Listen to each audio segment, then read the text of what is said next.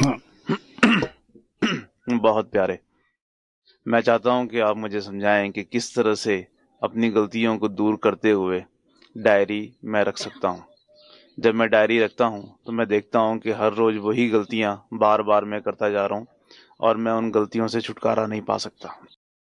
तो मैं क्या करूँ जिससे कि जिस ढंग से डायरी रखी जानी चाहिए उस ढंग से मैं डायरी रखूँ। परम पिता परमात्मा ਸਾਵਣ ਕਿਰਪਾਲ ਦੇ ਚਰਨਾਂ ਦੇ ਵਿੱਚ ਨਮਸਕਾਰ ਹੈ, ਜਿਨ੍ਹਾਂ ਨੇ ਸਾਨੂੰ ਆਪ ਦਾ ਜਸ਼ ਕਰਨ ਦਾ ਮੌਕਾ ਦਿੱਤਾ ਹੈ।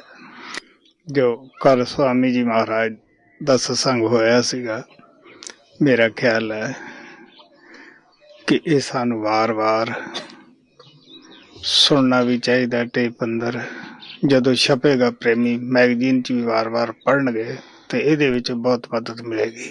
ਬਹੁਤ ਸਾਰੇ ਪ੍ਰੇਮੀ ਡਾਇਰੀ ਤਾਂ ਰੱਖਦੇ ਹੈ, ਡਾਇਰੀ ਭਰਦੇ ਵੀ ਹੈ, ਲੇਕਿਨ ਡਾਇਰੀ ਦੀ ਮਹਾਨਤਾ ਨੂੰ ਨਹੀਂ ਸਮਝਦੇ, ਕਿਉਂਕਿ ਡਾਇਰੀ ਦੀ ਇਸ ਵਿੱਚ ਹੀ ਮਹਾਨਤਾ ਹੈ ਕਿ ਕੀ ਸਾਡੇ ਉਹ ਐਬ ਦਿਨ ਭਰ ਦੇ ਯਾਦ ਹੈ। ਅਗਰ ਯਾਦ ਹੈ ਤਾਂ ਅਸੀਂ ਉਸ ਨੂੰ ਲਿਖ ਲੈਂਦੇ ਹਾਂ। ਜਦ ਲਿਖ ਲੇ ਤਾਂ ਫਿਰ ਦੂਜੀ ਵਾਰੀ ਉਹ ਐਬ ਅਗਰ ਹੁੰਦਾ ਹੈ ਤਾਂ ਮੈਂ ਕੱਲ ਦੱਸਿਆ ਸੀ ਕਿ ਇਸ ਦਾ ਮਤਲਬ ਹੈ ਕਿ ਅਸੀਂ ਗੁਰੂ ਨਾਲ ਮਜ਼ਾਕ ਕਰਦੇ ਹਾਂ। ਪੰਜਾਬੀ ਦੀ ਕਹਾਵਤ ਹੈ, ਪੰਚਾਇਤ ਆਈ ਸਿਰ ਮੱਤੇ ਪਰਨਾਲਾ ਉੱਥੇ ਦਾ ਉੱਥੇ ਹੀ। ਪਿਆਰਿਓ,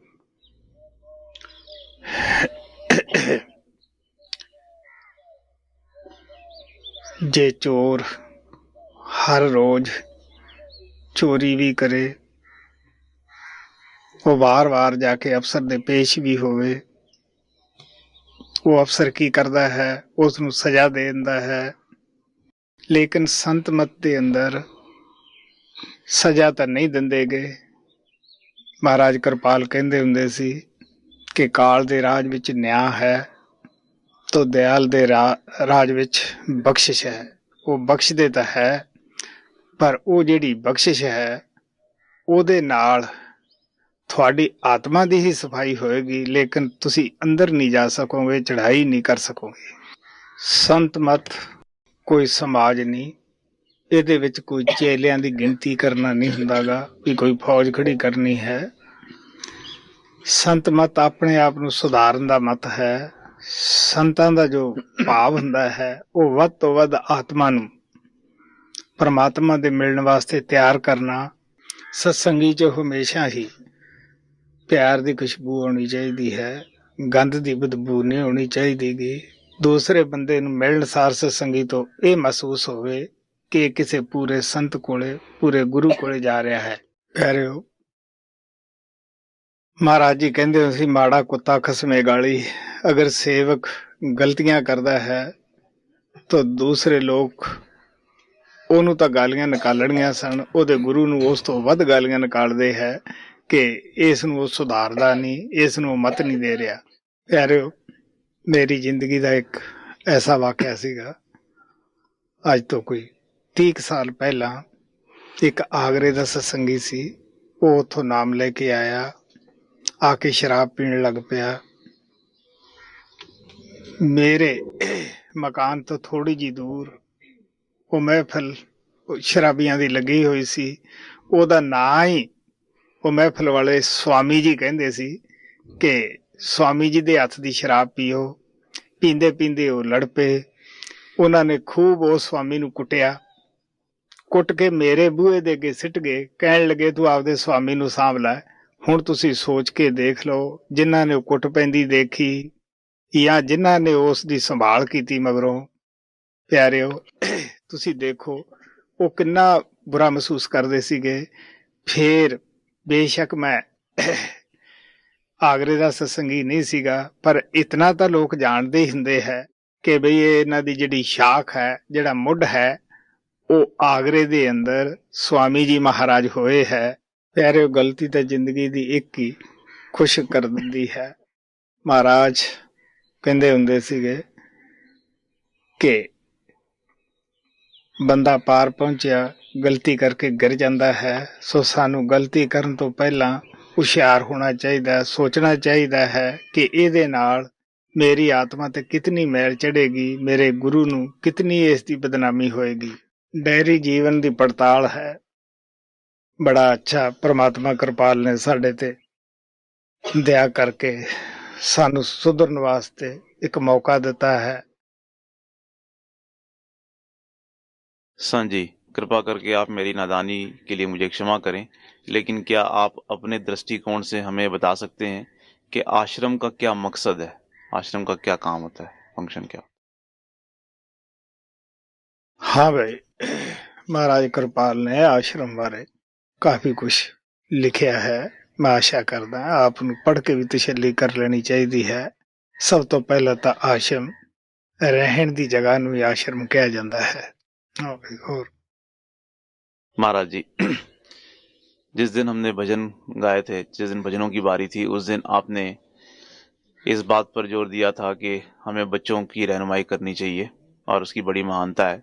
मेरा 7 साल का लड़का है जिसे धुन प्राप्त है, और वो सोमवार से लेके वीरवार तक मेरे साथ रहता है और शुक्रवार से लेके इतवार तक अपने पिता के साथ में रहता है, जो कि सत्संगी नहीं है, और जो उसे मीट खिलाता है क्योंकि वो ये समझता है कि मीट उसकी सेहत के लिए अच्छा है।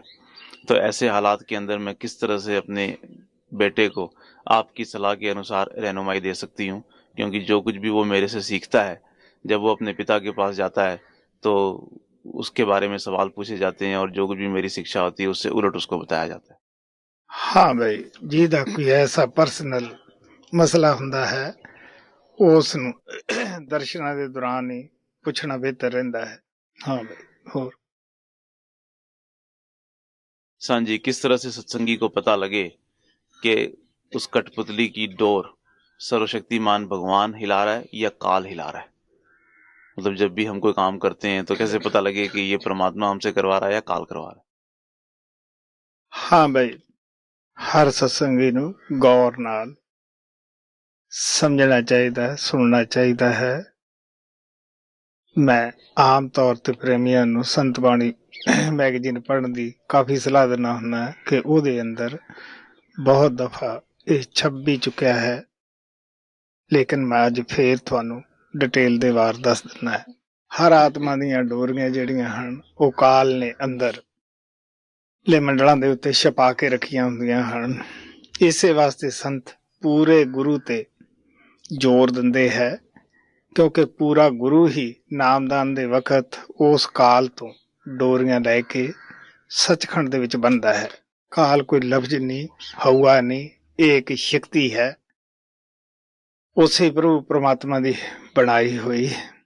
ਤੁਸੀਂ ਅਨੁਰਾਗ ਸਾਗਰ ਨੂੰ ਪੜ੍ਹ ਕੇ ਦੇਖ ਲਓ ਕਿ ਕਿਸ ਤਰ੍ਹਾਂ ਇਹਨੇ ਭਗਤੀ ਕੀਤੀ ਔਰ ਸਤਪੁਰਸ਼ ਨੇ ਪਿਆਰ ਵਾਸਤੇ ਇਸ ਨੂੰ ਆਤਮਾ ਸੌਂਪੀਆਂ ਹਨ। ਇਸ ਨੇ ਆਪ ਦੇ ਮੰਡਲਾਂ ਵਿੱਚ ਆਤਮਾ ਦੀਆਂ ਡੋਰੀਆਂ ਛੁਪਾ ਕੇ ਰੱਖੀਆਂ ਹਨ। ਜਿਸ ਸੰਤ ਦੀ ਉੱਪਰ ਰਸਾਈ ਨਹੀਂ ਹੁੰਦੀਗੀ ਉਹ ਇਹ ਸ਼ਕਤੀ ਤੋਂ ਡੋਰੀਆਂ ਲੈ ਨਹੀਂ ਸਕਦਾਗਾ। ਕਾਲ ਕਿਸੇ ਹੱਦ ਤੱਕ ਆਤਮਾ ਨੂੰ ਸਵਰਗ ਬਕੁੰਠ ਜੋ ਕਾਲ ਦੀ ਭਗਤੀ ਕਰਦੇ ਹੈ ਉਹਨਾਂ ਨੂੰ ਦਿੰਦਾ ਹੈ। ਜੋ ਕਾਲ ਦੇ ਰਾਜ ਦੇ ਵਿੱਚ ਵੀ ਅੱਛਾ ਡਿਸਪਲਿਨ ਨਹੀਂ ਰੱਖਦੇ ਗਏ, ਕਾਲ ਨੇ ਉਹਨਾਂ ਵਾਸਤੇ ਸਜ਼ਾ ਦਾ ਮੰਡਲ ਨਰਕ ਬਣਾਏ ਹੋਏ ਹੈ, ਉਹਨਾਂ 'ਚ ਭੇਜਦਾ ਹੈ। ਜਦੋਂ ਕਾਲ ਸਾਡੀ ਡੋਰ ਹਿਲਾਉਂਦਾ ਹੈ ਉਦੋਂ ਸਾਡਾ ਬਾਹਰ ਮੁਖੀ ਭਗਤੀ ਕਰਨੀ ਖਿਆਲ ਜਾਂਦਾ ਹੈ, ਲੇਕਿਨ ਜਾਂ ਵਿਸ਼ੇ ਬਕਾਰਾਂ ਦੀ ਸ਼ਰਾਬਾ ਕਰਬਾਬਾਂ ਦੀ ਤਰਫ ਸਾਡਾ ਖਿਆਲ ਜਾਂਦਾ ਹੈ। ਜਦ ਤੁਹਾਡੇ ਅੰਦਰ ਬੁਰੇ ਖਿਆਲ ਉੱਠਦੇ ਹੈ, ਕਾਮ ਦਾ, ਕ੍ਰੋਧ ਦਾ, ਚੋਰੀ ਯਾਰੀ ਦੇ, ਜਦ ਐਸੇ ਖਿਆਲ ਤੁਹਾਡੇ ਅੰਦਰ ਪੈਦਾ ਹੁੰਦੇ ਹੈ ਉਦੋਂ ਸਤਸੰਗੀ ਨੂੰ ਹੁਸ਼ਿਆਰ ਹੋ ਜਾਣਾ ਚਾਹੀਦਾ ਹੈ ਕਿ ਇਸ ਵੇਲੇ ਮੇਰੀ ਡੋਰ ਕਾਲ ਹਿਲਾਏਗਾ, ਮੈਂ ਇਹਨਾਂ ਚੀਜ਼ਾਂ ਦੀ ਤ੍ਰਿਪਤੀ ਵਾਸਤੇ ਮੈਨੂੰ ਇਹ ਕਰਨੀਆਂ ਪੈਣਗੀਆਂ।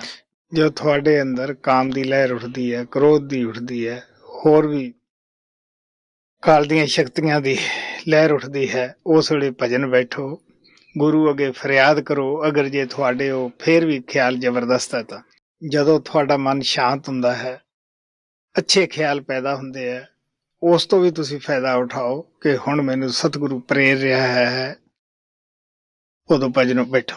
ਇਹ ਕਾਫੀ ਬਰੀਕੀ ਨਾਲ ਸਤਸੰਗੀ ਨੂੰ ਆਪਦੇ ਅੰਦਰ ਮਨ ਦੀ ਚੌਕੀਦਾਰੀ ਕਰਨੀ ਪੈਂਦੀ ਹੈ ਕਿ ਪਹਿਲਾਂ ਸਤਸੰਗੀ ਨੂੰ ਸੰਘਰਸ਼ ਕਰਨਾ ਪੈਂਦਾ ਹੈ ਕਿ ਇਹ ਕਾਲ ਦਾ ਖਿਆਲ ਆ ਰਿਹਾ ਹੈ ਜਾਂ ਗੁਰੂ ਦਾ ਆ ਰਿਹਾ ਹੈ। ਗੁਰੂ ਤੁਹਾਨੂੰ ਹਮੇਸ਼ਾ ਹੀ ਬਰਿਆਈ ਤੋਂ ਵਰਜੇਗਾ ਔਰ ਭਜਨ ਦੀ ਪ੍ਰੇਰਨਾ ਅੰਦਰੋਂ ਦੇਗਾ। ਕਾਲ ਤੁਹਾਨੂੰ ਇਸ ਪਾਸੇ ਪ੍ਰੇਰੇਗਾ। ਇਸੇ ਤਰ੍ਹਾਂ ਸਾਰੀ ਜ਼ਿੰਦਗੀ ਪੁਣਛਾਣ ਕਰਦੇ ਨਹੀਂ ਰਹਿਣਾ ਚਾਹੀਦਾ, ਸਾਨੂੰ ਅਭਿਆਸ ਵੀ ਸਾਥ ਦੇ ਕਰਨਾ ਹੈ ਤਾਂ ਕਿ ਸਾਡਾ ਮਗਰੋਂ ਆ ਕੇ ਡਾਇਰੈਕਸ਼ਨ ਹੀ ਬਦਲ ਜਾਂਦਾ ਹੈ ਜਦ ਉੱਪਰ ਚੜ੍ਹਾਈ ਹੋ ਜਾਂਦੀ ਹੈ।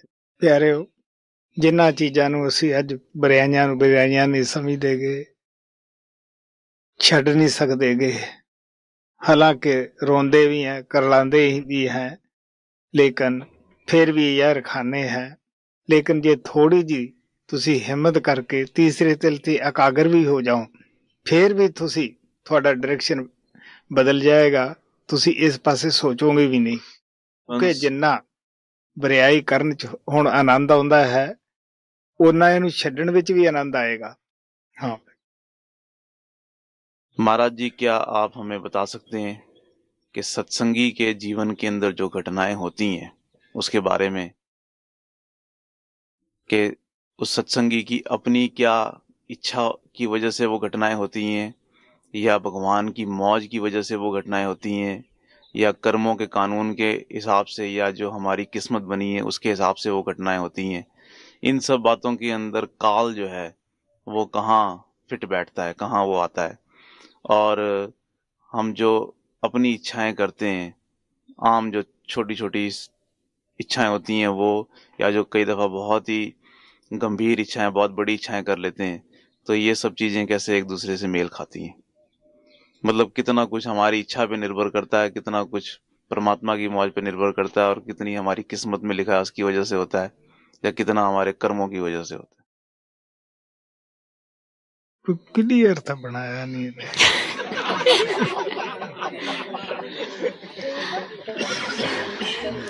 क्लियर ये मतलब जैसे नहीं बेटा, लिखने वाले ने कोई क्लियर नहीं ना बनाया। मतलब इसके पूछने का मतलब ये है कि जैसे आम हमारी जिंदगी में जो घटनाएं होती हैं, नहीं मैं वो तो मतलब तो समझता है पर हाँ भाई, मैनू अफसोस है कि बहुत प्रेमी सवाल लिखता लेंदे है, लेकिन उसनूं दुबारे नहीं पढ़ देगे भी अगों जवाब भी देना है। होरां प्रेमियां ने उस सवाल नूं सुनना भी है, ऐसा ना होवे कि मेरे सवाल ते सारे हसन। हाँ भाई, महाराज सावण सिंह दा वाक मैं हमेशा ही दसदा हुंदा है कि वो कहंदे हुंदे सी, दुख सुख गरीबी अमीरी बीमारी तंदरुस्ती, ये 6 चीजां असी सब लखा के लियाए हैं। शरीर दी रचना मगरों बनदी है, परालबत पहला बन जाती है। तुलसीदास ने कहा सी, पहले बनी परालबत पिछे बनया शरीर, तुलसी दासा खेल अचरज है पर मन नहीं बनदा तीर। हाँ भाई, मैं थानू मिसाल दे के समझाऊंगा कि किस तरह साडी परालबत बनदी है, क्योंकि मिसाल दे नाल समझना आसान हो जाता है। जिवें आपां कोई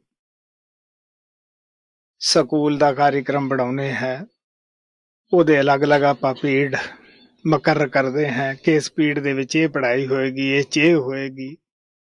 ਇਸੇ ਤਰ੍ਹਾਂ ਉਹ ਕਲਾਸ ਚੇਂਜ ਹੁੰਦੀ ਰਹਿੰਦੀ ਹੈ ਔਰ ਉਹਦੇ ਨਾਲ ਹੀ ਜਿਹੜਾ ਟੀਚਰ ਹੈ ਉਹ ਪੜ੍ਹਾਈ ਸ਼ੁਰੂ ਕਰ ਦਿੰਦਾ ਹੈ। ਜਿਹੜਾ ਕਾਰਿਕ੍ਰਮ ਬਣਿਆ ਹੋਇਆ ਹੈ, ਇਸੇ ਤਰ੍ਹਾਂ ਸਾਡੀ ਪ੍ਰਲਬਤ दुख सुख गरीबी अमीरी बीमारी तंदुरुस्ती जो कुछ भी पहला बनया है, ये भी एक उसे तरह पीरियड बने हुंदे है, ये भी उसे तरह बदलते रहंदे है। जिस तरह हर सबजैक्ट दा मकसद हुंदा है, लेकिन उस दा पहला वो बच्चे नूं नहीं पता हुंदागा, जद उस नूं पढ़ लैंदा है बाद में पता लगता है कि इस दा की मतलब सी। तो इसे तरह ही दुख दी सुख दी जिन्ने भी ये पीरियड बने है ਉਹਦੇ ਮੁਤਾਬਕ ਘਟਨਾ ਘਟਦੀ ਤੁਰੀ ਆਉਂਦੀ ਹੈ। ਜੀਵ ਉੱਥੋਂ ਤੱਕ ਪਹੁੰਚਿਆ ਨਹੀਂ ਹੁੰਦਾਗਾ ਜਿੱਥੇ ਕਿ ਇਹ ਕਰਮਾ ਜਿਹੜਾ ਕਰਮ ਭੁਗਤਾ ਰਿਹਾ ਹੁੰਦਾ ਹੈ, ਇਸ ਵਾਸਤੇ ਲਾਚਾਰ ਹੁੰਦਾ ਹੈ। ਹੁਣ ਕੀ ਹੈ, ਜੇ ਕੋਈ ਐਕਸੀਡੈਂਟ ਹੋ ਗਿਆ, ਬਿਮਾਰ ਹੋ ਗਏ, ਅਸੀਂ ਰੋਨੇ ਆ ਚਲਾਨੇ ਹਾਂ। ਅਗਰ ਘਰ ਦੇ ਅੰਦਰ ਕੋਈ ਖੁਸ਼ੀ ਹੋ ਗਈ, ਵਪਾਰ 'ਚ ਵਾਧਾ ਹੋ ਗਿਆ, ਤਾਂ ਅਸੀਂ ਆਪਣੇ ਆਪ ਨੂੰ ਕ੍ਰੈਡਿਟ ਲੈਨੇ ਹਾਂ। ਜਿੱਥੋਂ ਤੱਕ ਕਾਲ ਦਾ ਹੈ दखल, तो काल दे राज विच तां आपां आए ही हैं, काल दे राज विच ही आपां कर्म करदे हैं, इहदे विच ही भोगदे हैं। काल दे राज विच ही मौत पैदाइश है, काल दे राज अंदर ही दुख और सुख है, ते काल दे राज विच ही गरीबी है, अमीरी है, बीमारी है, तंदुरुस्ती है। प्यारे बच्चों, दयाल दे राज विच ना मौत है, ना पैदाइश है, ना दुख है, ना सुख है, उत्थे शांति है। दुख सुख जो कुछ भी ਅਸੀਂ महसूस करते हैं, ਇਹਦਾ ਸਾਡੀ ਆਤਮਾ ਤੇ ਕੋਈ ਅਸਰ ਨਹੀਂ ਹੁੰਦਾਗਾ। ਸਾਡੇ ਮਨ ਦੇ ਉੱਤੇ, ਸਾਡੇ ਮਨ ਦੇ ਨਾਲ ਹੀ ਇਸ ਦਾ ਸੰਬੰਧ ਹੈ। ਲੋਹਾ ਬੇਸ਼ੱਕ ਅਗਨੀ ਵਿੱਚ ਪੈ ਕੇ ਜਲਦਾ ਨਹੀਂ, ਲੇਕਿਨ ਅਗਨੀ ਦਾ ਰੂਪ ਤਾਂ ਹੋ ਜਾਂਦਾ ਹੈ ਨਾ। ਜਿਹੜਾ ਸਰੀਰ ਸਾਨੂੰ ਪੁੰਨਾ ਪਾਪਾਂ ਕਰਕੇ ਮਿਲਿਆ ਹੈ, ਬਿਮਾਰੀਆਂ ਦਾ ਖੋਲ ਹੈ, ਤੋਂ ਪਿਆਰਿਓ ਆਤਮਾ ਰਹਿੰਦੀ ਤੇ ਇਸੇ ਪਿੰਜਰੇ ਦੇ ਅੰਦਰ ਹੀ ਹੈ, ਇਸੇ ਖੋਲ ਦੇ ਅੰਦਰ ਹੀ ਹੈ। ਬੇਸ਼ੱਕ ਇਹਦੇ ਉੱਤੇ ਅਸਰ ਨਹੀਂਗਾ, ਲੇਕਿਨ ਫਿਰ ਵੀ ਰਹਿ ਤਾਂ ਕੈਸੇ ਘਰ ਵਿੱਚ ਹੀ ਰਹੀ ਹੈ। ਜਦੋਂ ਅਸੀਂ ਸਿਮਰਨ ਦੇ ਜ਼ਰੀਏ ਆਪਣੇ ਖਿਆਲ ਨੂੰ, ਆਤਮਾ ਨੂੰ ਇਕਾਗਰ ਕਰ ਲੈਂਦੇ ਹਾਂ ਦੋਨਾਂ ਅੱਖਾਂ ਦੇ ਦਰਮਿਆਨ, ਜਿੱਥੇ ਆ ਕੇ ਅਸਥੂਲ ਪਰਦਾ ਲੈ ਜਾਂਦਾ ਹੈ, ਅੱਗੇ ਸੂਖਸ਼ਮ ਹੈ, ਕਾਰਨ ਹੈ। ਜਦ ਇਹ ਤਿੰਨੇ ਪਰਦੇ ਲਾ ਕੇ ਪਾਰ ਦੇ ਵਿੱਚ ਪਹੁੰਚ ਜਾਂਦੇ ਹੈ, ਫੇਰ ਸਾਨੂੰ ਹਰ ਇੱਕ ਘਟਨਾ ਦਾ ਗਿਆਨ ਹੋ ਜਾਂਦਾ ਹੈ। ਇਹ ਕਿਉਂ ਘਟਨਾ ਘਟੀ, ਇਹਦੇ ਪਿੱਛੇ ਕੀ ਕਾਰਨ ਹੈ। ਪਿਆਰਿਓ, ਇੱਥੇ ਪਹੁੰਚੇ ਹੋਏ ਮਹਾਤਮਾ ਪਰਮਾਤਮਾ 'ਚ ਨੁਕਸ ਨਹੀਂ ਕੱਢਦੇ ਗਏ, ਨਾ ਦੁੱਖ 'ਚ ਨਾ ਸੁੱਖ 'ਚ। ਉਹ ਆਪਣੇ ਆਪ ਨੂੰ ਕ੍ਰੈਡਿਟ ਦਿੰਦੇ ਹੈ। ਉਹ ਜੋ ਕੁਛ ਕਹਿੰਦੇ ਹੈ ਕਿ ਕਰੇ ਕਰਾਏ ਆਪੇ ਆਪ, ਮਹਾਨੁਖ ਕਿ ਕੁਛ ਨਾ ਹੀ ਹਾਥ। ਇੱਥੇ ਪਹੁੰਚਿਆ ਹੋਇਆ, ਸੱਚਖੰਡ ਪਹੁੰਚਿਆ ਹੋਇਆ ਮਹਾਤਮਾ ਇਸ ਸੰਸਾਰ ਨੂੰ ਤਮਾਸ਼ੇ ਦੀ ਤਰ੍ਹਾਂ ਲੈਂਦਾ ਹੈ। ਨਾ ਇਹਦੇ ਵਿੱਚੋਂ ਦਿਲ ਲਾਉਂਦਾ ਹੈ, ਨਾ ਇਹਨੂੰ ਆਪਣਾ ਘਰ ਸਮਝਦਾ ਹੈ। ਉਹ ਤਾਂ ਇੱਕ ਤਮਾਸ਼ਾ ਸਮਝਦਾ ਹੈ ਕਿ ਜਿਸ ਤਰ੍ਹਾਂ ਤਮਾਸ਼ਾ ਦੇਖਣ ਵਾਲਾ ਉਹਨੂੰ ਆਪਣਾ ਘਰ ਨਹੀਂ ਸਮਝਦਾਗਾ। ਜਿੰਨਾ ਚਿਰ ਤਮਾਸ਼ਾ ਦੇਖਿਆ ਉਹਨਾਂ ਚਿਰ ਉੱਥੇ ਖੜਿਆ, ਉਸ ਤੋਂ ਬਾਅਦ ਉਹ ਆਪਣੀ ਮੰਜ਼ਿਲ ਤੇ ਪਹੁੰਚਦਾ ਹੈ। ਸੋ ਪਿਆਰਿਓ, ਸਾਨੂੰ ਹਮੇਸ਼ਾ ਹੀ ਭਜਨ ਸਿਮਰਨ ਦਿਲ ਲਾ ਕੇ ਕਰਨਾ ਚਾਹੀਦਾ ਹੈ, ਤਾਂ ਕਿ ਅਸੀਂ ਕਾਲ ਦੇ ਜਿਹੜੇ ਸੰਤ ਸਿਰਫ ਸਾਨੂੰ ਕਾਲ ਦੀ ਜੇਲ੍ਹ ਚੋਂ ਛਡਾਉਣ ਵਾਸਤੇ ਆਉਂਦੇ ਹੈ, ਕਰਮਾਂ ਦੀ ਕੈਦ ਚੋਂ ਬਰੀ ਕਰਨ ਵਾਸਤੇ ਹੀ ਆਉਂਦੇ ਹੈ। ਮਹਾਰਾਜ ਕਿਰਪਾਲ ਕਹਿੰਦੇ ਹੁੰਦੇ ਸੀਗੇ ਕਿ ਸਤਸੰਗੀ ਨੂੰ ਜਿੱਦੇ ਨਾਮ ਮਿਲ ਗਿਆ, ਉਹਦੇ ਲਖੀਰ ਕੱਢ ਦੇਣੀ ਚਾਹੀਦੀ ਹੈ ਕਿ ਪਿੱਛੇ ਜੋ ਕੁਛ ਹੋ ਗਿਆ ਉਹਦੀ ਤਾਂ ਮੈਨੂੰ ਮਾਫੀ ਦੇਤੀ ਹੈ ਮੇਰੇ ਗੁਰੂ ਨੇ। ਅੱਗੇ ਮੈਨੂੰ ਰਸਤਾ ਦੱਸਦਾ ਹੈ ਕਿ ਬੇਟਾ ਇਹ ਰਸਤਾ ਤੇਰਾ ਹੈ, ਅਗਰ ਇਸ ਤੋਂ ਤੂੰ ਭਟਕ ਜਾਏਗਾ ਤਾਂ ਤੂੰ ਆਪਣੀ ਮੰਜ਼ਿਲ ਤੇ, ਤੈਨੂੰ ਉਹਨਾਂ ਹੀ ਮੰਜ਼ਿਲ ਤੇ ਦੇਰ ਨਾ ਪਹੁੰਚੇਗਾ।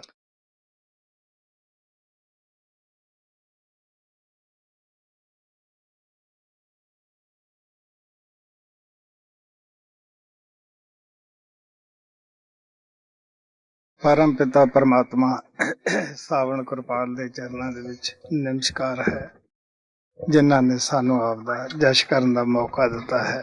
ਪਿਆਰਿਓ, ਸ਼ਬਦ ਪੜ੍ਹ ਰਹੇ ਸੀ ਪ੍ਰੇਮੀ, ਅਜਾਇਬ ਕਿਰਪਾਲ ਤੋਂ ਮੰਗ ਲੈ ਮਾਫੀ। ਸਭ ਤੋਂ ਮਾਫੀ ਮੰਗਣੀ ਔਖੀ ਹੈ, ਕਿਉਂਕਿ ਜੇ ਜ਼ਬਾਨ ਨਾ ਮੰਗਦੇ ਹੈ, ਦਿਲ ਨਹੀਂ ਮੰਗਦਾ। ਅਗਰ ਸੱਚੇ ਦਿਲੋਂ ਜੋ ਕੁਛ ਅਸੀਂ ਜ਼ਬਾਨ 'ਚੋਂ ਬੋਲਦੇ ਹਾਂ, ਦਿਲ ਨਾਲ ਵੀ ਕਿਤੇ ਮਾਫੀ ਮੰਗੀ ਜਾਵੇ, ਸਾਡੇ ਜਨਮਾਂ ਜਨਮਾਤਰਾਂ ਦੇ ਜਿਤਨੇ ਵੀ ਪਾਪ ਹੈ, ਐਬ ਹੈ, ਸਭ ਸਾਫ਼ ਹੋ ਜਾਣ। ਮਾਫੀ ਮੰਗਣਾ ਸੱਚੇ ਦਿਲੋਂ ਪਿਆਰਿਓ ਭਜਨ ਸਿਮਰਨ ਤੋਂ ਵੀ ਉੱਤਮ ਹੈ। ਸੱਚ ਤਾਂ ਇਹ ਹੈ ਕਿ ਸੰਤਾਂ ਦਾ ਜੋ ਮਿਸ਼ਨ ਹੈ ਆਉਣ ਦਾ, ਸਿਰਫ ਜੀਵ ਨੂੰ ਮਾਫੀ ਵਾਸਤੇ ਤਿਆਰ ਕਰਨਾ ਹੈ। ਸੰਤ ਵੀ ਜਦੋਂ ਬਾਂਹ ਫੜ ਕੇ ਉਸ ਪਰਮਾਤਮਾ ਦੇ ਅੱਗੇ ਆਤਮਾ ਨੂੰ ਕਰਦੇ ਹੈ ਕਿ ਇਹ ਤੇਰਾ ਜੀਵ ਭੁੱਲਿਆ ਹੈ, ਮਾਫੀ ਮੰਗਣ ਵਾਸਤੇ ਆਇਆ ਹੈ। ਪਰਮ ਪਿਤਾ ਪਰਮਾਤਮਾ ਕਿਰਪਾਲ ਕਹਿੰਦੇ ਹੁੰਦੇ ਸਨ ਕਿ ਪਰਮਾਤਮਾ ਸਰਬ ਸਮਰੱਥ ਹੈ, ਸਭ ਕਾਸੇ ਦਾ ਮਾਲਕ ਹੈ। ਅਗਰ ਉਸ ਨੂੰ ਤੁਸੀਂ ਮਿਲਣਾ ਹੈ ਤਾਂ ਨਿਮਰਤਾ, ਦੀਨਤਾ ਲੈ ਕੇ ਜਾਓ, ਕਿਉਂਕਿ ਉਸ ਨੂੰ ਦੀਨਤਾ ਦੀ ਲੋੜ ਹੈ। ਉਹ ਕਿਹਦੇ ਅੱਗੇ ਦੀਨ ਹੋਵੇ। ਜਦੋਂ ਮਾਫੀ ਮੰਗਣ ਦਾ ਮਤਲਬ ਇਤਨਾ ਹੀ ਹੁੰਦਾ ਹੈ ਕਿ ਅਸੀਂ ਅੱਗੇ ਵਾਸਤੇ ਲਖੀਰ ਨਾ ਟੱਪੀਏ। ਇਹਦਾ ਨਾਮ ਮਾਫੀ ਹੈ। ਜੇ ਇੱਕ ਦਿਨ ਤਾਂ ਮਾਫੀ ਮੰਗ ਲਈ, ਅਗਲੇ ਦਿਨ ਫੇਰ ਉਹੀ ਕੰਮ ਕਰਦਾ ਰਿਹਾ, ਤੁਸੀਂ ਸੋਚ ਕੇ ਦੇਖ ਲਓ, ਇਹ ਮਾਫੀ ਨਹੀਂ, ਇਹ ਮਜ਼ਾਕ ਹੁੰਦਾ ਹੈ। ਤੁਹਾਡੇ ਅੱਗੇ ਸਵਾਮੀ ਜੀ ਮਹਾਰਾਜ ਦਾ ਸ਼ਬਦ ਰੱਖਿਆ ਜਾਂਦਾ ਹੈ, ਬੜੀ ਨਿਮਰਤਾ ਭਰਿਆ ਹੈ। ਮਹਾਰਾਜ ਸਾਵਣ ਜਦੋਂ ਅੰਤ ਸਮੇਂ ਬਿਮਾਰ ਸਨ, ਉਸ ਵਕਤ ਮਹਾਰਾਜ ਕਿਰਪਾਲ ਤੋਂ ਇਹ ਸ਼ਬਦ ਆਮ ਸੁਣਦੇ ਹੁੰਦੇ ਸਨ।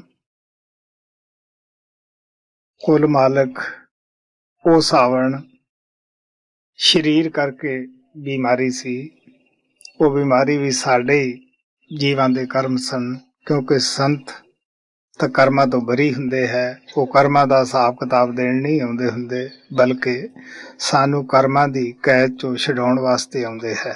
ਪਿਆਰਿਓ, ਅੱਜ ਵੀ ਅਨੇਕਾਂ ਆਤਮਾ ਅਗਵਾਹੀ ਭਰਦੀਆਂ ਕਿ ਸਾਵਣ ਕਿਰਪਾਲ ਸਾਡੀ ਸੰਭਾਲ ਕਰਨ ਵਾਸਤੇ ਆਉਂਦੇ ਹੈ।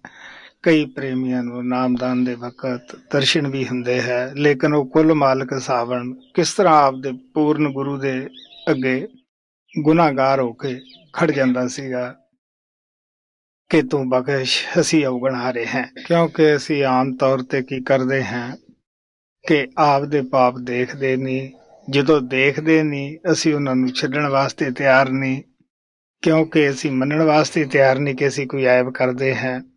ਇਸ ਵਾਸਤੇ ਅਸੀਂ ਦੂਸਰਿਆਂ ਦੇ ਐਬ ਹਮੇਸ਼ਾ ਗਿਣਦੇ ਰਹਿੰਦੇ ਹਾਂ, ਇੱਕ ਦੂਸਰੇ ਕੋਲੇ ਕਹਿੰਦੇ ਵੀ ਰਹਿੰਦੇ ਹਾਂ ਇਸ 'ਚ ਇਹ ਐਬ ਹੈ, ਲੇਕਿਨ ਸੰਤ ਸਾਨੂੰ ਪਿਆਰ ਨਾਲ ਕਹਿੰਦੇ ਹੈ ਕਿ ਤੁਸੀਂ ਆਪਣੇ ਐਬ ਦੇਖੋ, ਦੂਸਰੇ ਦੇ ਵਿੱਚੋਂ ਗੁਣ ਪ੍ਰਾਪਤ ਕਰੋ, ਗੁਣ ਗ੍ਰਹਿਣ ਦੀ ਆਦਤ ਪਾਓ। ਸਵਾਮੀ ਜੀ ਮਹਾਰਾਜ ਨੇ ਕਿਹਾ ਸੀ, ਦੋਖ ਪਰਾਇਆ ਦੇਖ ਕਰ ਚਲਤ ਹੰਸ ਹੰਸ, ਆਪ ਦਾ ਕਬੂ ਨਾ ਦੇਖਿਆ ਜਿਸ ਕਾ ਆਦ ਨਾ ਅੰਤ। ਗੁਰੂ ਸਾਹਿਬ ਕਹਿੰਦੇ ਹੈ, ਮੰਦਾ ਜਾਣਾ ਆਪਕੋ ਅਵਰ ਭਲਾ ਸੰਸਾਰ। ਕਬੀਰ ਸਾਹਿਬ ਕਹਿੰਦੇ, ਹਮ ਸਭ ਸੇ ਬੁਰੇ ਹਮ ਤਜ ਭਲੇ ਸਭ ਕੋਏ, ਜਿਨ ਐਸਾ ਕਰ ਮਾਨਿਆ ਤੇ ਮੀਤ ਹਮਾਰਾ ਸੋਏ। ਪਿਆਰਿਓ, ਸਭ ਸੰਤ ਪਰਮਾਤਮਾ ਰੂਪ ਸਨ, ਪਰਮਾਤਮਾ ਨੂੰ ਮਿਲੇ ਹੋਏ ਸਨ, ਉਹ ਤਾਂ ਐਬਾਂ ਤੋਂ ਰਹਿਤ ਸਨ, ਲੇਕਿਨ ਸਾਨੂੰ ਭੁੱਲੜ ਜੀਵਾਂ ਨੂੰ ਸਿਰਫ ਸਮਝਾਉਣ ਵਾਸਤੇ, ਸਿਖਾਉਣ ਵਾਸਤੇ ਕਿ ਇਹ ਦੁਨੀਆ ਦਮ ਮਾਰਨ ਦੀ ਨਹੀਂ। ਪਿਆਰਿਓ, ਇੱਥੇ ਸਾਨੂੰ ਇਹ ਮੌਕਾ ਮਿਲਿਆ ਹੈ ਇਨਸਾਨ ਦਾ ਜਾਮਾ ਪਰਮਾਤਮਾ ਦੀ ਭਗਤੀ ਵਾਸਤੇ। ਸਭ ਦੇ ਨਾਲ ਪਿਆਰ ਕਰੋ, ਆਪਦੇ ਐਬ ਦੇਖੋ, ਦੂਸਰੇ ਦੇ ਗੁਣ ਦੇਖੋ।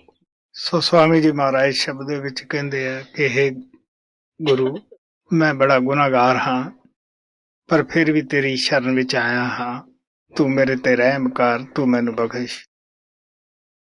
ਪ੍ਰਾਰਥਨਾ ਬਚਨ 29ਵਾਂ ਸ਼ਬਦ ਤੀਸਰਾ, ਸੰਤਾਂ ਦੀ ਬਾਣੀ ਪੰਨਾ ਨੰਬਰ 29।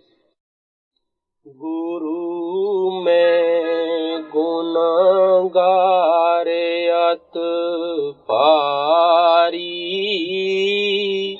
ਗੁਰੂ ਮੈਂ ਗੁਨਾਹਗਾਰ ਅਤ ਭਾਰੀ, ਕਾਮ क्रोध और छल चतुराई, इन संग है मेरी यारी। ਸਿੱਖ ਇੱਕ ਇੱਕ ਕਰਕੇ ਐਬ ਗੁਰੂ ਅੱਗੇ ਦੱਸਦਾ ਹੈ ਕਿ ਮੇਰੇ ਵਿੱਚ ਕਿਹੜੇ ਐਬ ਹੈ। ਮੈਂ ਕਾਮੀ ਹੈ, ਆਪਣੀ ਇਸਤਰੀ ਤੇ ਸਬਰ ਕੀ ਕਰਨਾ ਸੀ, ਪਰਾਈਆਂ ਦੇ ਉੱਤੇ ਵੀ ਜਾ ਕੇ ਹਵਸ਼ ਪੂਰੀ ਕਰਦਾ ਹੈ, ਔਰ ਮੇਰੇ ਅੰਦਰ ਛਲ ਵੀ ਹੈ, ਮੇਰੇ ਅੰਦਰ ਧੋਖਾ ਦੇਣਾ ਵੀ ਇੱਕ ਮਾਮੂਲੀ ਦੂਸਰੇ ਵਾਸਤੇ ਬਾਤ ਹੈ। ਇਹਨਾਂ ਨਾਲ ਮੇਰੀ ਦੋਸਤੀ ਹੈ, ਇਹਨਾਂ ਚੀਜ਼ਾਂ ਛਲ ਨਾਲ, ਕਪਟ ਨਾਲ, ਕਾਮ ਨਾਲ ਮੇਰਾ ਪਿਆਰ ਹੈ। ਕਾਮ ਕ੍ਰੋਧ ਔਰ ਛਲ ਚਤੁਰਾਈ, इन संग है मेरी यारी, लोभ मोह अहंकार ईर्खा, मान बढ़ाई तारी। ਹੁਣ ਆਪ ਕਹਿੰਦਾ ਹੈ, ਮੈਂ ਲੋਭੀ ਹਾਂ, ਮੇਰੇ ਅੰਦਰ ਈਰਸ਼ਾ ਹੈ, ਕਿਸੇ ਨੂੰ ਤਰੱਕੀ ਦੇਖ ਕੇ ਮੈਂ ਜਰ ਨਹੀਂ ਸਕਦਾ, ਮੈਂ ਜਿੱਥੇ ਵੀ ਜਾਣਾ ਹੈ ਮਾਨ ਹੀ ਮਾਨ ਚਾਹੁੰਦਾ ਹੈ, ਆਦਰ ਹੀ ਆਦਰ ਚਾਹੁੰਦਾ ਹੈ। ਲੋਭ ਮੋਹ ਅਹੰਕਾਰ ਈਰਖਾ, ਮਾਨ ਬੜਾਈ तारी कपटी लंपट झूठा हिंसक अस अस पाप करारी।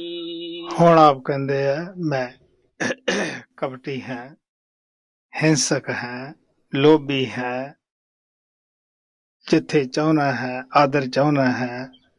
ਬੜੇ ਮੇਰੇ ਵਿੱਚ ਅਸਾਧ ਰੋਗ ਹੈ। ਅਸਾਧ ਰੋਗ ਉਸ ਨੂੰ ਕਹਿੰਦੇ ਹੈ ਜਿਸ ਦਾ ਕੋਈ ਇਲਾਜ ਨਾ ਹੋਵੇ। ਪਿਆਰਿਓ, ਇਨਸਾਨ ਭਗਵਾਨ ਤੋਂ ਬਾਅਦ ਇਨਸਾਨ ਦੇ ਜਾਮੇ ਦੀ ਵਾਰੀ ਆਉਂਦੀ ਹੈ। ਅਗਰ ਇਨਸਾਨ ਦੇ ਅੰਦਰ ਜੋ ਐਬ ਇਸ ਸ਼ਬਦ ਦੇ ਅੰਦਰ ਸਵਾਮੀ ਜੀ ਮਹਾਰਾਜ ਗਿਣਦੇ ਹੈ, ਇਹ ਅਸੀਂ ਸਿਮਰਨ ਦੀ ਬੁਹਾਰੀ ਨਾਲ ਬਾਹਰ ਕੱਢ ਦਈਏ ਤਾਂ ਪਰਮਾਤਮਾ ਨੂੰ ਪਾਉਣਾ ਕੀ ਔਖਾ ਹੈ। ਪਰਮਾਤਮਾ ਤਾਂ ਸਾਡੇ ਅੰਦਰ ਹੀ ਹੈ। ਇਹ ਸਭ ਐਬ ਸਵਾਮੀ ਜੀ ਮਹਾਰਾਜ ਦਾ ਗਿਣਨ ਦਾ ਭਾਵ ਇਤਨਾ ਹੀ ਹੈ। ਉਸ ਵੇਲੇ ਅਸੀਂ ਗਿਣਦੇ ਹਾਂ ਜਦੋਂ ਅਸੀਂ ਸੱਚੇ ਸ਼ਿਸ਼ ਅੰਦਰ ਜਾ ਕੇ ਉਹ ਸੱਚਾਈ ਨੂੰ ਦੇਖ ਲੈਂਦੇ ਹਾਂ। ਪਹਿਲਾਂ ਅਸੀਂ ਜਿਤਨੇ ਵੀ ਐਬ ਹਨ ਕਦੇ ਵੀ ਅਸੀਂ ਦੱਸਣ ਵਾਸਤੇ ਤਿਆਰ ਨਹੀਂ ਹੁੰਦੇ ਗਏ, ਬਲਕਿ ਇਹਨਾਂ ਦੇ ਉੱਤੇ ਪਰਦਾ ਪਾਉਂਦੇ ਹਾਂ ਕਿ ਜੀ ਅਸੀਂ ਤਾਂ ਬਹੁਤ ਅੱਛੇ महात्मा है, बड़े अच्छे सत्संगी हैं। कपटी लंपट झूठा हिंसक अस अस पाप करारी दुख निरादर सहा न जाई सुख आदर अभिलाख परारी। ਹੁਣ ਆਪ ਪਿਆਰ ਨਾਲ ਕਹਿੰਦੇ ਹੈ ਕਿ ਕੋਈ ਥੋੜਾ ਜਿਹਾ ਵੀ ਦੁੱਖ ਆ ਜਾਂਦਾ ਹੈ ਆਪ ਦੇ ਸਿਰ ਦੇ ਉੱਤੇ ਕਿੰਨਾ ਵਾਵੇਲਾ ਕਰਦੇ ਹੈ। ਕਿਸ ਤਰ੍ਹਾਂ ਜਿਹੜੇ ਬੇਜਵਾਨੇ ਜਾਨਵਰ ਹੈ ਉਹਨਾਂ ਤੇ ਦਿਨ ਰਾਤ ਅਸੀਂ ਤਲਵਾਰ ਚਲਾ ਰਹੇ ਹੁੰਦੇ ਹਾਂ। ਇਹ ਗੁਰੂ ਮੈਥੋਂ ਨਰਾਦਰ ਸਹਿਆ ਨਹੀਂ ਜਾਂਦਾ, ਦੁੱਖ ਮੈਥੋਂ ਨਹੀਂ ਸਹਿਆ ਜਾਂਦਾ ਹੈ। ਜਦ ਕੋਈ ਦੁੱਖ ਆ ਕੇ ਟੁੱਟਦਾ ਹੈ ਉਹ ਵੀ ਮੇਰੇ ਕਰਮਾਂ ਦਾ ਹੈ। ਮੈਂ ਤੇਰੇ ਅੰਦਰ ਹੀ ਨੁਕਸ ਕੱਢਣੇ ਸ਼ੁਰੂ ਕਰਦਾ ਹਾਂ। ਬੜੀ ਇੱਕ ਹੱਸਣ ਦੀ ਗੱਲ ਹੈ ਪਿਆਰਿਓ, ਕਾਫੀ ਪੁਰਾਣਾ ਵਾਕਿਆ ਹੈ ਮੇਰੇ ਪਿਛਲੇ ਪਿੰਡ ਦਾ। ਉੱਥੇ ਇੱਕ ਅੱਛਾ ਜ਼ਿਮੀਂਦਾਰ ਸੀ, ਅੱਛੇ ਮਕਾਨ ਸਨ, ਹਰ ਕਿਸਮ ਦਾ ਸਾਧਨ ਸੀ। ਜਦੋਂ ਦਾ ਅੰਤ ਸਮਾਂ ਆਇਆ ਉਹ ਰੋਵੇ ਕੁਰਲਾਵੇ ਵੀ, ਲੇਕਿਨ ਉਹ ਮੌਤ ਦੇ ਦੇਵਤੇ ਨੂੰ ਇਹ ਕਿ ਬੇਸ਼ੱਕ ਉਸ ਨੂੰ ਦਿਸਦਾ ਨਹੀਂ ਸੀ। ਸਾਡੇ ਪਿੰਡ 'ਚ ਇੱਕ ਗਰੀਬ ਸੀ, ਕਹਿਣ ਲੱਗਿਆ ਕਿ ਤੂੰ ਉਸ ਦੇ ਘਰੇ ਜਾ, ਉਹਦੇ ਘਰੇ ਕੁਛ ਨੀ ਗਾ, ਮੇਰੇ ਵੇਖ ਕਿੱਡੇ ਕਿੱਡੇ ਮਕਾਨ ਹੈ, ਮੈਂ ਰਹਿਣ ਨੂੰ ਪਾਏ ਹੈ, ਤੂੰ ਮੈਥੋਂ ਕੀ ਲੈਣਾ ਹੈ। ਤੋ ਕਹਿਣ ਦਾ ਭਾਵ ਪਿਆਰਿਓ ਕਿ ਅਸੀਂ ਮੌਤ ਨੂੰ ਵੀ ਕਹਿੰਦੇ ਆ ਦੂਸਰਿਆਂ ਦੇ ਘਰੇ ਜਾ, ਸਾਡੇ ਤਾਂ ਕਿੰਨੇ ਮਕਾਨ ਆ, ਅਸੀਂ ਆਰਾਮ ਨਾਲ ਰਹਿ ਰਹੇ ਹਾਂ। ਦੁਖ ਨਿਰਾਦਰ ਸਹਾ ਨ ਜਾਈ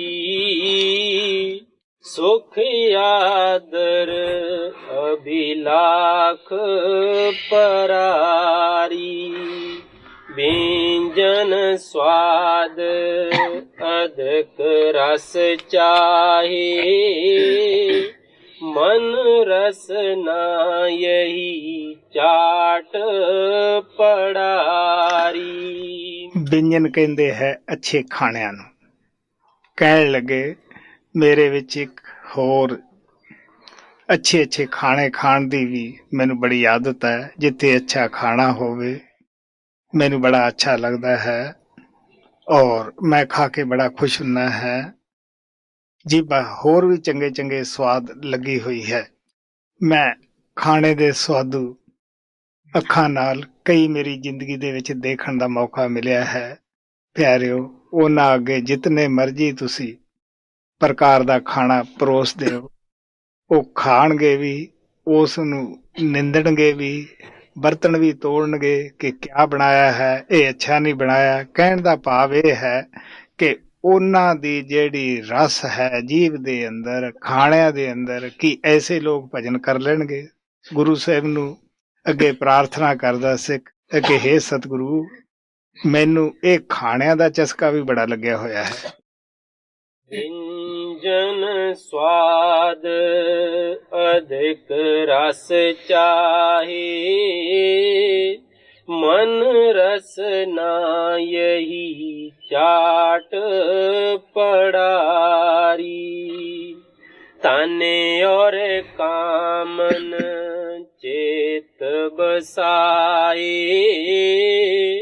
पुत्र कलतर आस परारी। ਹੁਣ ਗੁਰੂ ਦੇ ਅੱਗੇ ਪ੍ਰਾਰਥਨਾ ਕਰਦਾ ਹੈ ਕਿ हे ਗੁਰੂਦੇਵ, ਮੈਂ ਸਾਰੀ ਜ਼ਿੰਦਗੀ ਔਰਤ ਨੂੰ ਆਪਣੀ ਸਮਝਿਆ, ਪੁੱਤਰ ਧੀਆਂ ਨੂੰ ਆਪਣੇ ਸਮਝਿਆ। ਮੈਂ ਇਹਨਾਂ ਦਾ ਗੁਲਾਮ ਹੋ ਕੇ ਰਹਿ ਗਿਆ ਕਿ ਇਹਨਾਂ ਵਾਸਤੇ ਧਨ ਕਮਾਵਾਂ, ਧਨ ਇਕੱਠਾ ਕਰਕੇ ਦੇਵਾਂ। ਬੜੀਆਂ ਠੱਗੀਆਂ ਕੀਤੀਆਂ, ਬੇਆਰਾਮੀ ਇਹਨਾਂ ਵਾਸਤੇ ਕੀਤੀ।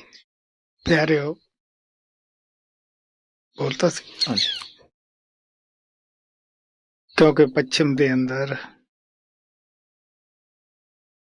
ਔਰ ਹੁਣ ਤਾਂ ਹਿੰਦੁਸਤਾਨ ਦੇ ਅੰਦਰ ਵੀ ਕੋਈ ਖਾਸ ਫਰਕ ਨਹੀਂ ਰਿਹਾਗਾ, ਲੇਕਿਨ ਜਿਸ ਵਕਤ ਦੀ ਇਹ ਬਾਣੀ ਲਿਖੀ ਹੈ ਅਜੇ ਵੀ ਇਹ ਰਿਵਾਜ ਹਿੰਦੁਸਤਾਨ 'ਚ ਹੈ ਕਿ ਔਰਤ ਦਾ ਕੰਮ ਹੈ ਚੁੱਲ੍ਹਾ ਚੌਕਾ ਸਾਂਭਣਾ, ਮਰਦ ਦਾ ਕੰਮ ਹੈ ਕਮਾਈ ਕਰਕੇ ਉਹਨੂੰ ਖਵਾਉਣੀ, ਜਿੱਥੋਂ ਮਰਜ਼ੀ ਲਿਆਵੇ। ਬੱਚੇ ਪਾਲਣੇ ਮਰਦ ਦਾ ਕੰਮ ਹੈ, ਉਹਨਾਂ ਵਾਸਤੇ ਜੋ ਵੀ ਖਰਚਾ ਹੈ ਮਰਦ ਨੇ ਬਾਹਰੋਂ ਕਮਾ ਕੇ ਲਿਆਉਣਾ ਹੈ। ताने और कामन चेत बसाए, पुत्र कलतर आस परारी। नाना बिद दुख पावत पापी, तो भी ये करतूत ना छाड़ी। ਆਪ ਕਹਿਣ ਲੱਗੇ, ਨਾ ਪੁੱਤਰਾਂ ਚੋਂ ਸੁੱਖ ਮਿਲਿਆ, ਨਾ ਇਸਤਰੀਆਂ ਚੋਂ ਸੁੱਖ ਮਿਲਿਆ, ਬਲਕਿ ਉਥੋਂ ਦੁੱਖ ਹੀ ਮਿਲਿਆ, ਮੁਸੀਬਤਾਂ ਮਿਲੀਆਂ, ਉਹਨਾਂ ਚੋਂ ਵੀ ਤਾਨੇ ਮਿਹਣੇ ਮਿਲੇ। ਔਰ ਕਹਿਣ ਲੱਗੇ ਫੇਰ ਵੀ ਇਹ ਜਿਹੜਾ ਮਨ ਹੈ ਇਹ ਕਰਤੂਤ ਛੱਡਦਾ ਨਹੀਂ, ਫੇਰ ਵੀ ਉਸੇ ਪਾਸੇ ਹੀ ਜਾਂਦਾ ਹੈ, ਉਹਨਾਂ ਨਾਲ ਹੀ ਮੁਹੱਬਤ ਕਰਦਾ ਹੈ। ਪਿਆਰਿਓ, ਜਦੋਂ ਮੈਂ ਹੁਣ ਟੂਰ ਤੇ ਕੋਲੰਬੀਆ 'ਚ ਗਿਆ ਹਾਂ, ਬਗੋਟਾ, ਉੱਥੇ ਇੱਕ ਪ੍ਰੇਮੀ ਨੇ ਦੱਸਿਆ ਸੀਗਾ ਕਿ ਮੇਰੇ 24 ਬੱਚੇ ਹੈ, ਲੇਕਿਨ ਪਿਆਰ ਕੋਈ ਵੀ ਨਹੀਂ ਕਰਦਾਗਾ, ਸਾਰੇ ਹੀ ਥੱਪੜ ਲਾਉਂਦੇ ਹੈ। ਮੈਂ ਆਖਿਆ ਵੀ ਮੈਂ ਹੁਣ ਕੀ ਦੱਸਾਂ ਇਸ ਦੀ ਦਵਾਈ ਤੈਨੂੰ। ਇਸੇ ਤਰ੍ਹਾਂ ਇੱਕ ਦੁੱਖ ਭਰੀ ਕਹਾਣੀ ਮੈਨੂੰ ਸਮਸ ਆਸ਼ਰਮ ਦੇ ਵਿੱਚ ਪ੍ਰੇਮੀ ਨੇ ਦੱਸੀ। ਉਹਨੇ ਵੀ ਕਿਹਾ ਮੇਰੇ 12 ਬੱਚੇ ਹੈ ਪਰ ਪਿਆਰ ਕੋਈ ਵੀ ਨਹੀਂ ਕਰਦਾ। नाना बिद दुख पावत पापी, तो भी यह करतूत ना छाड़ी। ये मन दुष्ट काल का चेरा, नित परमावत निडर हुआरी। ਹੁਣ ਸਿੱਖ ਕਹਿੰਦਾ ਹੈ ਗੁਰੂ ਨੂੰ ਕਿ ਜੀ ਮਹਾਕਾਲ ਤਾਂ ਸਿਰਫ ਮੌਤ ਦੇ ਵਕਤ ਜ਼ਿੰਦਗੀ 'ਚ ਇੱਕ ਦਫਾ ਹੀ ਆਉਂਦਾ ਹੈ ਪਾਸ। ਇਹ ਜਿਹੜਾ ਕਾਲ ਦਾ ਦੂਤ ਮਨ ਹੈ ਇਹ ਮੈਨੂੰ ਨਿੱਤ ਹੀ ਵਹਿਮਾਂ ਵਿੱਚ ਭਰਮਾਂ ਵਿੱਚ ਪਾਈ ਬੈਠਾ ਹੈ ਔਰ ਨਿਡਰ ਹੋ ਗਿਆ ਹੈ, ਪਾਪ ਤੋਂ ਡਰਦਾ ਨੀਗਾ। यह मन दुष्ट काल का चेरा, नित परमावत निडर हुआरी। जब जब चोट पड़ी दुखन की, तब डर डर कर भजन करारी। ਹੁਣ ਸਿੱਖ ਗੁਰੂ ਅੱਗੇ ਫਰਿਆਦ ਕਰਦਾ ਹੈ ਕਿ ਜਦ ਕਿਤੇ ਬਿਮਾਰੀ ਆਈ ਜਾਂ ਕੋਈ ਹੋਰ ਕਸ਼ਟ ਆ ਕੇ ਪਿਆ, ਉਦੋਂ ਡਰ ਕੇ ਥੋੜਾ ਬਹੁਤਾ ਭਜਨ ਕਰਦਾ ਹੈ। ਕਬੀਰ ਸਾਹਿਬ ਕਹਿੰਦੇ ਆ, ਦੁੱਖ ਮੇ ਸਿਮਰਨ ਸਭ ਕਰੇ, ਸੁਖ ਮੇ ਕਰੇ ਨਾ ਕੋਏ, ਸੁਖ ਮੇ ਸਿਮਰਨ ਜੇ ਕਰੇ ਤੇ ਦੁੱਖ ਕਾਹੇ ਕੋ ਹੋਏ। ਸੁਖ में सिमरन ना किया, दुख में किया याद, दुखी होए दास की कौन सुने फरियाद। जब जब चोट पड़ी दुखन की, तब डर डर कर भजन करारी। देखो दया मेहर सतगुर की, उसी भजन को मान लियारी। ਹੁਣ ਆ ਪਿਆਰ ਨਾਲ ਕਹਿੰਦੇ ਆ ਸਤਿਗੁਰੂ ਦਇਆਵਾਨ ਹੁੰਦਾ ਹੈ, ਉਹ ਦਇਆ ਦਾ ਰੂਪ ਹੁੰਦਾ ਹੈ। ਅਗਰ ਸੇਵਕ ਫੇਰ ਵੀ ਜੇ ਥੋੜਾ ਬਹੁਤਾ ਬਿਮਾਰੀ ਤੋਂ ਡਰਦਾ ਵੀ ਅਗਰ ਉਸ ਨੂੰ ਯਾਦ ਕਰਦਾ ਹੈ, ਭਜਨ ਕਰਦਾ ਹੈ, ਤਾਂ ਗੁਰੂ ਫਿਰ ਵੀ ਕਹਿੰਦਾ ਹੈ ਚਲੋ ਇਹਨੇ ਕੁਛ ਤਾਂ ਕੀਤਾ ਹੀ ਹੈ, ਫਿਰ ਵੀ ਉਹ ਬਖਸ਼ਦਾ ਹੈ। देखो दया मेहर सतगुर की, उसी बचन को उसी भजन को मान लियारी। बुध चतुराई बचन बनावट, हार जीत की चर्चा तारी। ਆਪ ਕਹਿਣ ਲੱਗੇ ਮੇਰੀ ਬੁੱਧੀ ਚਤਰ ਹੈ, ਲੋਕਾਂ ਨਾਲ ਬਹਿਸ ਮੁਬਾਸਾ ਕਰਦਾ ਹੈ। ਆਖਰ ਲੈਕਚਰਾਰਾਂ ਨੂੰ ਦੇਖਦੇ ਹੈ ਕਿ ਕਿਸ ਤਰ੍ਹਾਂ ਉਹ ਕੁਕੜਾਂ ਦੀ ਤਰ੍ਹਾਂ ਇੱਕ ਦੂਜੇ ਨਾਲ ਲੜਦੇ ਹੈ ਬਚਨਾਂ ਦੇ ਨਾਲ। ਹਿੰਦੂ ਸਿੱਖਾਂ ਦੇ ਵਿੱਚ ਨੁਕਸ ਕੱਢਦੇ ਹੈ, ਸਿੱਖ ਹਿੰਦੂਆਂ 'ਚ ਕੱਢਦੇ ਹੈ, ਮੁਸਲਮਾਨ ਈਸਾਈਆਂ 'ਚ ਕੱਢਦੇ ਹੈ। ਦੋ ਫਿਰਕੇ ਇਕੱਠੇ ਹੋ ਜਾਣ, ਕਿਸ ਤਰ੍ਹਾਂ ਬਚਨਾਂ ਦਾ ਯੁੱਧ ਸ਼ੁਰੂ ਹੋ ਜਾਂਦਾ ਹੈ। ਔਰ ਇਹੀ ਹੁੰਦਾ ਹੈ ਕਿ ਮੈਂ ਇਸ ਨੂੰ ਹਰਾ ਲਵਾਂ, ਉਹ ਕਹਿੰਦਾ ਮੈਂ ਇਸ ਨੂੰ ਜਿੱਤ ਲਵਾਂ। ਹਾਲਾਂਕਿ ਅਸੀਂ ਸਾਰੇ ਇੱਕ ਪਰਮਾਤਮਾ ਦੇ ਬੱਚੇ ਹੈ, ਉਸੇ ਨੂਰ ਤੋਂ ਪ੍ਰਕਾਸ਼ ਤੋਂ ਸਾਰੇ ਅਸੀਂ ਪੈਦਾ ਹੋਏ ਹਾਂ, ਔਰ ਆਤਮਾ ਕਰਕੇ ਅਸੀਂ ਸਾਰੇ ਹੀ ਭੈਣ ਭਰਾ ਹੈ। ਕੀ ਕਿਸੇ ਨਾਲ ਫਿਰ ਜਿਹਨੂੰ ਇਹ ਸਮਝ ਆ ਜਾਵੇ ਕਿ ਸਾਰੇ ਅਸੀਂ ਉਸ ਪ੍ਰਕਾਸ਼ ਤੋਂ ਪੈਦਾ ਹੋਏ ਹਾਂ, ਸਾਡਾ ਸਭ ਦਾ ਪਰਮਾਤਮਾ ਇੱਕ ਹੈ, ਕਿ ਉਹ ਕਿਸੇ ਨਾਲ ਲੜੇਗਾ, ਕਿ ਉਹ ਜਿੱਦੇਗਾ ਕਿਸੇ ਨਾਲ। ਕਬੀਰ ਸਾਹਿਬ ਕਹਿੰਦੇ ਏਕ ਨੂਰ ਤੇ ਸਭ ਜਗ ਉਪਜਿਆ, ਕੌਣ ਭਲੇ ਕੋ ਮੰਦੇ। ਗੁਰੂ ਅਰਜਨ ਦੇਵ ਜੀ ਮਹਾਰਾਜ ਕਹਿੰਦੇ ਆ ਏਕ ਪਿਤਾ ਏਕ ਸਕੇ ਹਮ ਬਾਰਕ।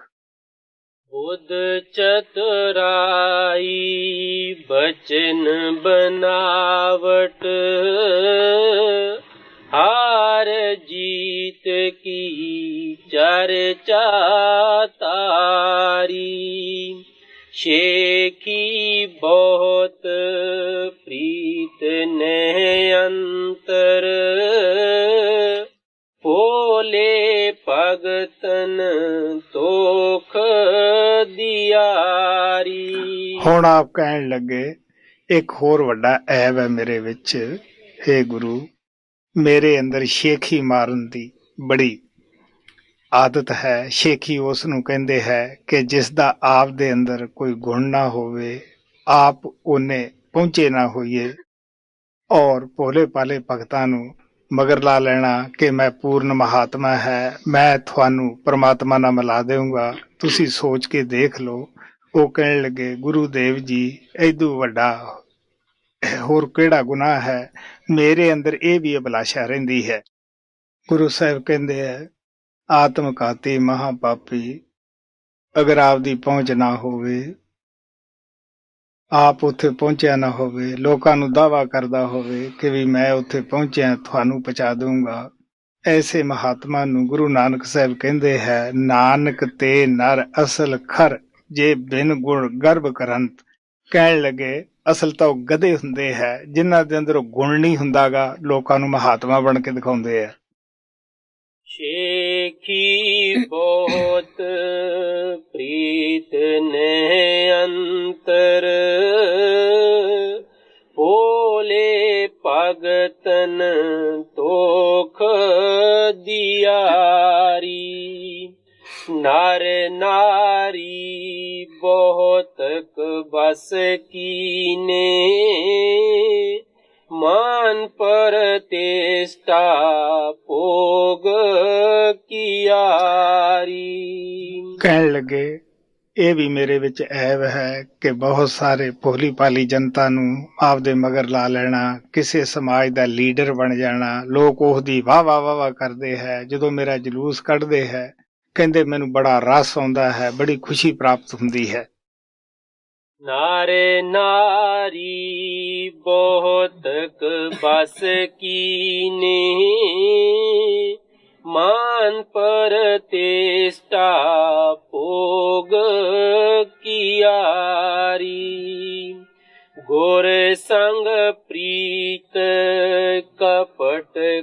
कुछ डर की, कभी थोड़ी कभी बहुत की यारी।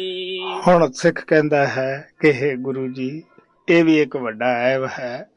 ਕਦੇ ਕਦੇ ਮੈਂ ਕਪਟ ਦੀ ਪ੍ਰੀਤ ਤਾਂ ਕਰ ਲੈਣਾ ਹੈ ਕਿ ਜੇ ਭਜਨ ਨਾ ਕੀਤਾ, ਸਤਸੰਗ ਤੇ ਨਾ ਗਏ, ਸ਼ਾਇਦ ਗੁਰੂ ਗੁੱਸੇ ਨਾ ਹੋ ਜਾਵੇ, ਕੋਈ ਕਸ਼ਟ ਨਾ ਆ ਪਏ। ਕਦੇ ਮੈਂ ਥੋੜਾ ਬਹੁਤਾ ਯਾਦ ਕਰਦਾ ਹੈ, ਕਦੇ ਜ਼ਿਆਦਾ ਕਰਦਾ ਹੈ, ਉਹ ਵੀ ਉੱਪਰੋਂ ਉੱਪਰੋਂ ਯਾਦ ਕਰਦਾ ਹੈ।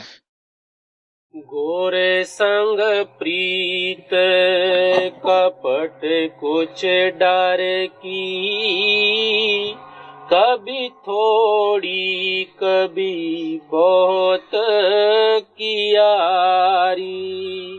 कहाँ लग औगन बारे नू अपने, याद न आवत भूल ਗਿਆਰੀ। ਕਿ हे ਗੁਰੂਦੇਵ, ਮੈਂ ਕੀ ਆਪਦੇ ਔਗੁਣ ਬਿਆਨ ਕਰਾਂ। ਜਿੰਨੇ ਕੁ ਮੇਰੇ ਯਾਦ ਸੀ ਉਹਨੇ ਕੁ ਦੱਸ ਦਿੱਤੇ ਹੈ। ਮੈਂ ਭੁੱਲ ਗਿਆ, ਐਬ ਮੇਰੇ ਅੰਦਰ ਹੋਰ ਵੀ ਬੇਸ਼ੁਮਾਰ ਹਨ। ਕਹਾਂ ਲੱਗ ਔਗਨ ਬਾਰੇ ਨੂੰ ਆਪਣੇ, याद न आवत भूल गयारी। चोर चुगल इंद्री रस माता, मतलब की सब बात विचारी। ਹੁਣ ਕਹਿੰਦਾ ਹੈ ਗੁਰੂਦੇਵ, ਮੈਨੂੰ ਚੋਰੀ ਦੀ ਆਦਤ ਹੈ, ਮੈਨੂੰ ਚੁਗਲੀ ਕਰਨ ਦੀ ਆਦਤ ਹੈ। ਮੈਂ ਕੀ ਐਬ ਦੱਸਾਂ, ਬਹੁਤ ਐਬਾਂ ਦਾ ਭਰਿਆ ਹੋਇਆ ਹੈ। ਜਿੱਥੇ ਕੋਈ ਦੁਨੀਆ ਦਾ ਮਤਲਬ ਦਿਸਦਾ ਹੈ, ਮੈਂ ਉੱਥੇ ਜਾ ਕੇ ਬੈਠਦਾ ਹਾਂ। ਚੋਰ ਚੁਗਲ ਇੰਦਰੀ ਰਸ ਮਾਤਾ, मतलब की सब बात विचारी। खुद मतलबी निर्दयी मानी, बहुतन का अपमान कियारी। ਕਹਿਣ ਲੱਗੇ ਗੁਰੂਦੇਵ, ਮੈਂ ਖੁਦ मतबली है, मैं बड़िਆਂ ਦਾ अपमान ਕੀਤਾ है, नरादर ਕੀਤਾ है। खुद मतलबी निर्दयी मानी, बहुतन का अपमान कियारी। कोटन पाप किए बहुत तेरे, कहूँ कहाँ लग वार न पारी। ਮੇਰੇ ਪਾਪਾਂ ਦਾ, ਮੇਰੇ ਐਬਾਂ ਦਾ ਕੋਈ ਵਾਰਾ ਪਾਰ ਨਹੀਂ। ਮੈਂ ਕਰੋੜਾਂ ਹੀ ਗੁਨਾਹ ਕੀਤੇ ਹੈ। कोटन पाप किए बहुत तेरे, कहूँ कहाँ लग वार न पारी। हे सत गोरे अब दया विचारो, क्या मुख ले मैं करूं पुकारी। ਕਹਿਣ ਲੱਗੇ, ਮੇਰੇ ਉਹ ਮੂੰਹ ਹੀ ਨਹੀਂ ਬਣਿਆਗਾ ਜਿਹਦੇ ਨਾਲ ਮੈਂ ਤੇਰੇ ਦਰ ਤੇ ਪ੍ਰਾਰਥਨਾ ਕਰ ਸਕਾਂ। ਸਿਰਫ ਇੰਨਾ ਹੀ ਸੁਣਿਆ ਹੈ ਕਿ ਗੁਰੂ ਗਰੀਬ ਨਵਾਜ ਹੁੰਦੇ ਹੈ। ਮੈਂ ਪਾਪੀ ਜੀਵ ਤੇਰੇ ਦਰ ਤੇ ਆਇਆ ਹੈ, ਤੂੰ ਰਹਿਮ ਕਰ। हे सत गोरे अब दया विचारो, क्या मुख ले मैं करूं पुकारी। नह प्रतीत प्रीत नह रंचक, कस कस मेरा करो उभारी। हे गुरुदेव, मेरे अंदर तेरी प्रतीत नहीं, मेरे अंदर तेरे वास्ते प्रीत नहीं गी। तू मेरा किस तरह उद्धार करेगा। मैं दिन रात इस चिंता च लग्या रहना है कि मेरे अंदर कोई गुण नहीं, अवगुण ही अवगुण होण। नेह परतीत प्रीत नेह रंचक कस कस मेरा करो उभारी मोसा कोटिल और नहीं जग में तुम सत गुरु मोहे लियो सुधारी। आप प्यार ना कहंदे है मेरे जिन्ना कोई गुनाहगार बंदा संसार दे विच नहीं, पर तू पूर्ण गुरु है, तू मेरे ते रहम कर, दया कर। मोसा कोटिल और नहीं जग में तुम सत गुरु मोहे लियो सुधारी। जतन करूं तो बन नहीं आवत हारे हारे अब शरण पड़ारी। हे गुरुदेव, मैं अपने बड़े यतन करके देखे है, मैं किसी यतन दे विच कारगर नहीं होया, मैं तेनू प्राप्त नहीं कर सकिया। मैं बड़े जप कीते, तप कीते, धुणे तपाए, जल धारे कीते, मैं जंगला पहाड़ां दे विच भी फिरिया, पर मेरा यतन कोई अज ताईं कारगर नहीं होयागा। इस वास्ते मैं तेरी शरण विच आया है कि तू ही बख्श, रहम कर। जतन करूं तो बन नहीं आवत हारे हारे अब शरण पड़ारी। यह भी बात कही मैं मुँह से मन से शरण कठन प्यारी। हुण आप प्यार ना कहंदे है कि ये मैं मुंह ना कहा कि मैं तेरी शरण विच आया है, मन फिर भी मनदा नहींगा, मन अंदरों किसी होर पासे फिरदा है। गुरु नानक देव जी कहंदे है सीस नवाए क्या थिया जे हृदय को सुधा जाए। यह भी बात कही मैं मुँह से मन से शरण कठन प्यारी। शरण लेना यह भी कहना झूठ हुआ मुँह का कहनारी। हे गुरुदेव, मुंह दा कहा सब झूठा है, मैं कहंदा जरूर है कि मैं तेरी शरण विच आया है, तू रहम कर। शरण लेना यह भी कहना झूठ हुआ मुँह का कहनारी। तुमरी गत मत तुम ही जानो जस तस मेरा करो उभारी। हे गुरुदेव, अपनिया तू ही जान, मैं तेरी गति नू की समझ सकता है। अन्ने दी की ताकत है, सुजाखे नू पकड़ लवे, मेरा तू उद्धार कर दे। मैं तेरे दर ते आया है, सब आसरे छड़ के तेरे दरबार विच आया है। तुमरी गत मत तुम ही जानो जस तस मेरा करो उभारी। मैं तो नीच निपट संसेरत लगे न चरणन प्रीत करारी। मैं नीच है, मैं कपटी है, मेरी प्रीत तेरे चरना ना लगदी नहीं, पर तू रहम कर। मैं तो नीच निपट संसेरत लगे न चरणन प्रीत करारी। मेरे रोग असाध परे हैं, तुम बिन को अब करे दवारी। ਮੇਰੇ ਅਸਾਧ ਰੋਗ ਹੈ, ਇਹਨਾਂ ਰੋਗਾਂ ਦਾ ਕੋਈ ਸੰਸਾਰ ਵਿੱਚ ਵੈਦ ਨਹੀਂ, ਤੂੰ ਹੀ ਮੇਰਾ ਵੈਦ ਹੈ। ਮੇਰੇ ਤੇ ਦਇਆ ਕਰ, ਮਿਹਰ ਕਰ। ਪਿਆਰਿਓ, ਸਰੀਰ ਨੂੰ ਤੰਦਰੁਸਤੀ ਡਾਕਟਰ ਦੇ ਦਿੰਦੇ ਹੈ, ਲੇਕਿਨ ਜੰਮਣ ਮਰਨ ਕੋਈ ਡਾਕਟਰ ਨਾ ਆਪਦਾ ਕੱਟ ਸਕਦਾ ਹੈ, ਨਾ ਸਾਡਾ ਕੱਟ ਸਕਦਾ ਹੈ। ਔਖਦ ਆਏ ਰਾਸ ਜੇ ਵਿੱਚ ਆਪ ਖੜੋਇਆ, ਉਹੀ ਦਵਾਈ ਕਾਰਗਰ ਹੁੰਦੀ ਹੈ ਮਰੀਜ਼ ਦੇ ਉੱਤੇ, ਜਿਹਦੇ ਵਿੱਚ ਉਹ ਪਰਮਾਤਮਾ ਮਦਦ ਕਰੇ।